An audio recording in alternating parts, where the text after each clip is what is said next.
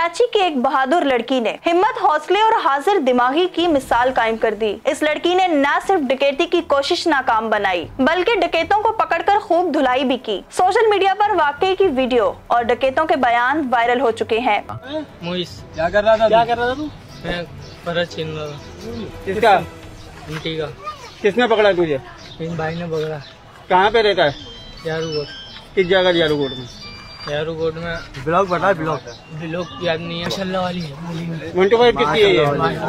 इसकी 125 ले गया, उसके साथ वीडियो बनेगी। किसकी है? घर की है। अभी तो बोला था तेरे सेठ की, अली की। घर की है। झूठ बोल रहा है। काम बस सही है, बहुत है। आइए नाजरीन, आपके साथ वीडियो शेयर करती हूँ।